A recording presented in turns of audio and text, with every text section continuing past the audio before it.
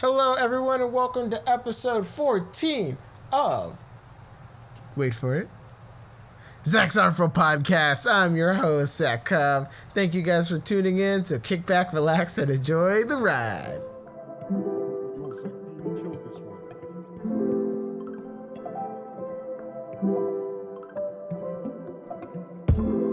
I wake up every night thinking of us, hoping we might be able to make it. Hey, everybody, welcome to a brand new episode of Zach's Art-Ful podcast. So, y'all, this has been a long time in the making.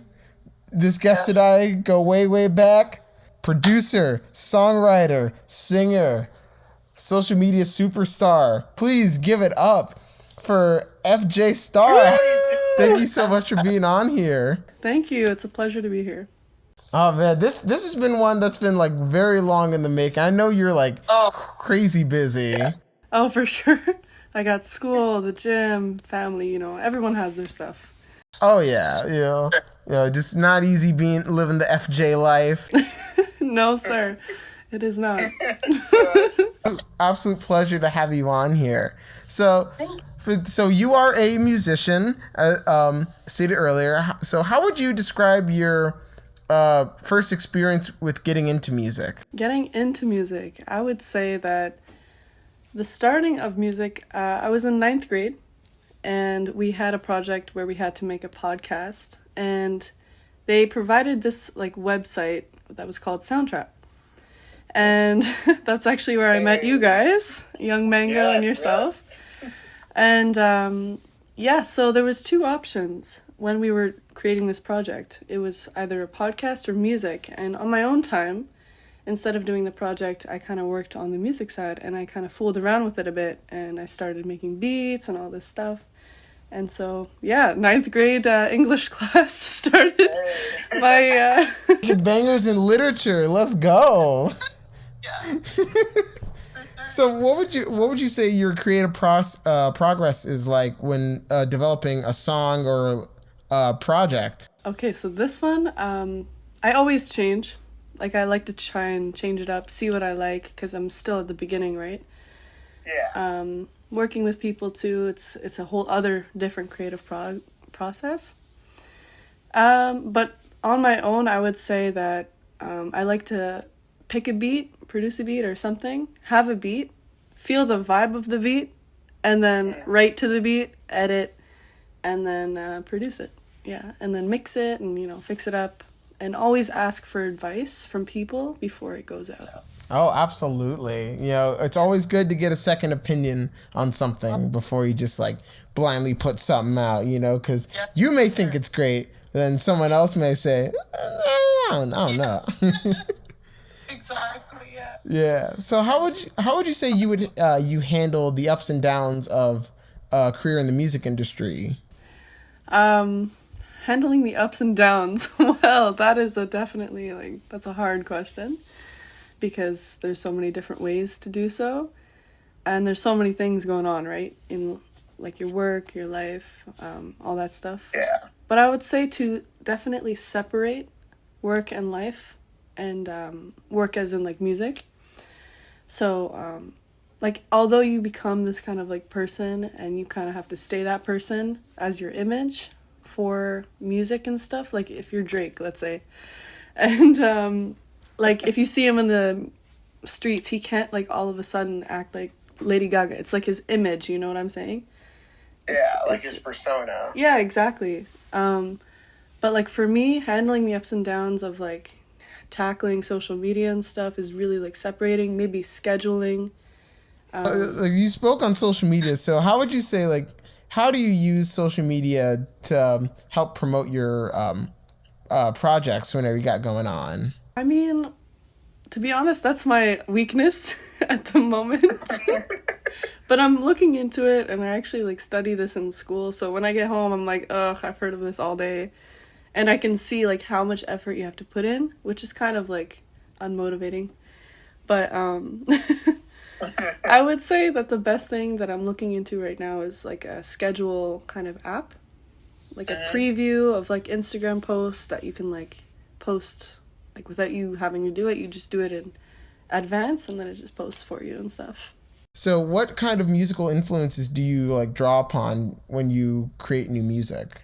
Definitely anything R&B. I love R&B. Like anything Giveon, even Kalani, like, oh my gosh. I grew up listening to Stevie Wonder and Motown, all these new R&B artists like Robert Glasper, like Steve Lacy's, just all this different like subgenres is so inspiring to see like how artists like create new things from the sounds of old times, you know. For sure. I love that. I love the way you put that. Yeah, exactly like that. What would you say your future goals are as an independent artist? My future goals, I would say definitely to reach more people. I feel like that's a big thing. So that they can share it with their friends and stuff like that. Yeah, I think that's one of them. Also to like more like define who FJStar is. I feel like I'm kind of all over trying new things, but like at some point I really do hope that I find like who is FJStar, you know what I'm saying? I like that. Like, I like that goal for you, like just trying to figure out who, like, what makes you FJ. Yeah, exactly. For sure. I remember when we had that Zoom and getting to talk to the different artists, and oh man, that was wild. That was wild. It was a good day. I remember there was one guy that was on there. It was Sidarch. Sad, yeah. Yeah, sad. I remember. Yeah, I I've done a talked. song with him too. Oh, dude is crazy. Dude is crazy good. I have a song that I've been working on with him, and yeah, it's so he killed it. I'm still working on it because I'm unfortunately I am cursed with perfectionism. Yo, Zach, you killed this one.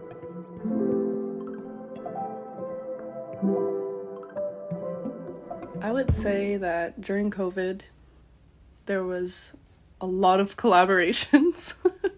So, like, there was that opportunity you had more time to be creative and stuff. And I think that really helped me open this, like, door to, like, music as well.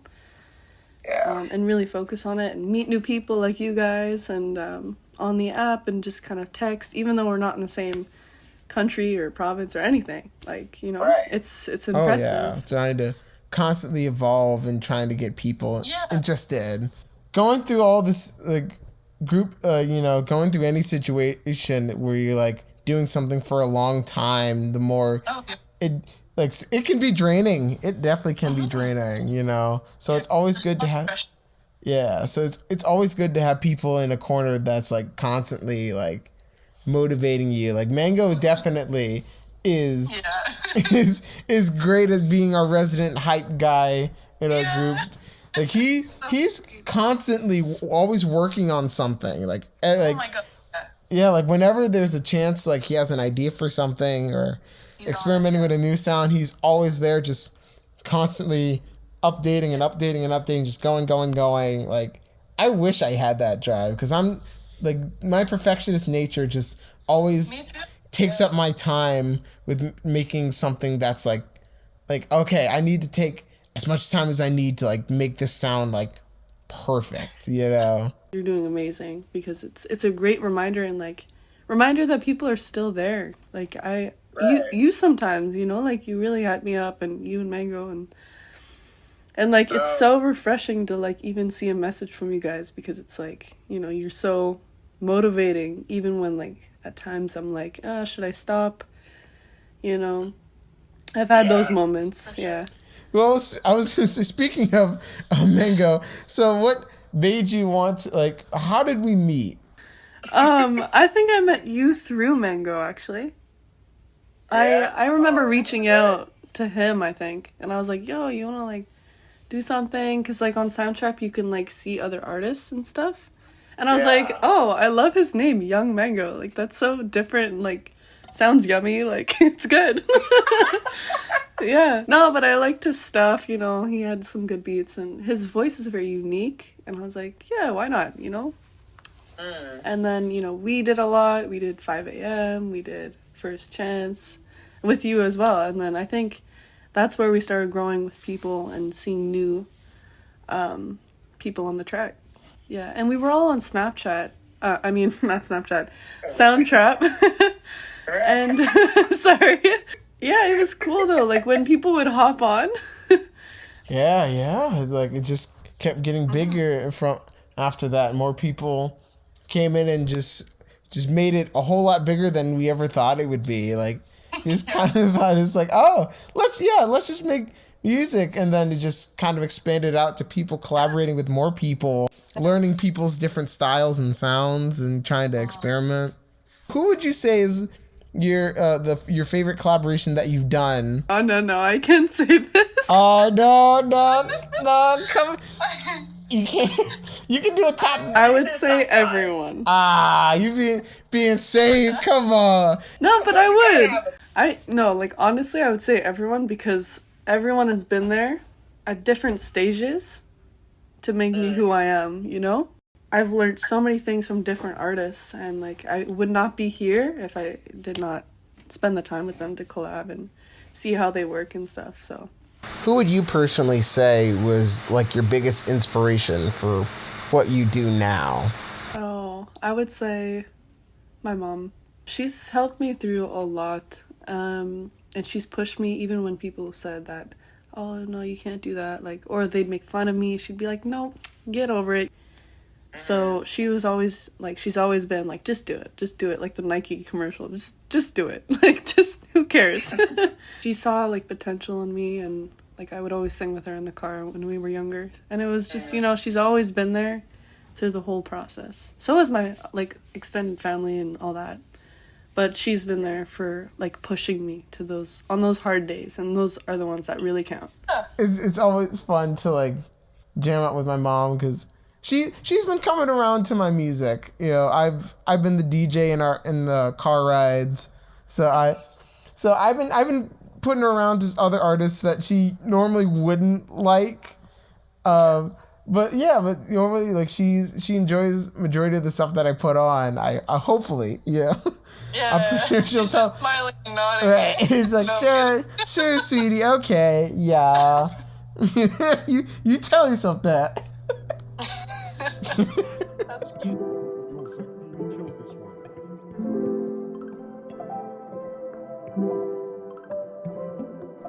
I have a question now.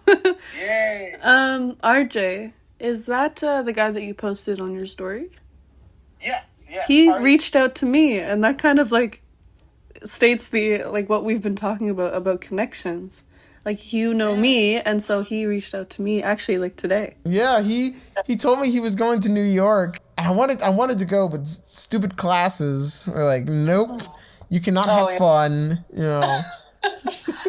I wanted to. That would have been so much. It looked like it was fun. He said the show went well, and so they did a live where they were showing off some of the songs they were doing, and it was so much fun. It looked like they were having a lot of fun. We should all go on one. That would be so fun. All the artists meet and stuff, and then we can perform on Mike Night or something somewhere in New York.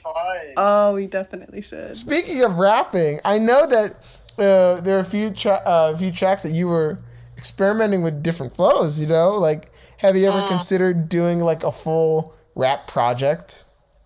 I have thought about it. I'm kind of I don't know. For me, I don't know how to write rap, and I think that's where I'm getting stuck. Because rap is a whole other kind of flow when you're writing it. So that's something I would have to look into. And also practicing the flow too. You don't always have to end on one word, it's not like singing where it's each verse. There's always kind of this ending area. I don't know. I say I think you got it. I think you got what it takes to be a rapper. Oh, thank you. We'll see. We'll see one day. Speaking of projects, do you have any big ones coming up? I do. I'm really excited for this project. I have a lot happening right now. like with projects because I'm trying to build my portfolio and trying to build my social media like within like like portfolio aside instead of posting randomly. But I do have a project right now where I'm making a music video, and I'm really excited, and it's gonna be professional. Let's go. Yeah, Yes. it's gonna be professional, and I might release a song. Actually, I want to ask your advice. I love asking for advice. Oh, of Do you course. think I should post the song before? Or we can ask the people in the comments like what they think too. Oh, of course. Yeah, Yeah. What do you think they, Oh yeah. Let's should I post the song before the music video or at the same time? post it down in the comments. You already know what my answer is. You already you already know what I'm gonna say. You already know what I'm gonna say. Drop that music video. Drop that music video. Day. It is actually completed. It's just a matter of marketing now. And so I'm really, really excited because I'm working with a really great videographer and photographer. Because I know you did the last song you did a music video for was like that was all you, right? Yeah, I did that in my bathtub and next to my dresser. For Don't Leave Me Hanging. Yeah. What was the inspiration for that song? That song, that one was just a fun, like, 3 a.m., whatever. And then I produced that entire thing. Wrote it, the beat, everything. And that's probably I'm really proud of that song because it was all from scratch. What advice do you have for like any up and coming artist that wants to pursue music? I would say, try and see what people are listening to. Try and see what people are enjoying. And then look at what you're producing. And then kind of blend them while not changing it too much. If you want people to listen, you kind of got to give them a little taste, a little hook to get them to listen. And then you can do whatever you want, spice it up and stuff. Thank you again for being on here. I appreciate it. Yeah, thank you for having me. Yeah. I really appreciate this. And thank you all for listening. If you guys enjoyed this episode, make sure you like, comment, subscribe. Stay tuned for more episodes coming soon. This has been your host, Zach Cobb. This has been the Zach's Art-Ful Podcast. Have a great day. Stay warm out there because them streets are chilly. And have a wonderful day.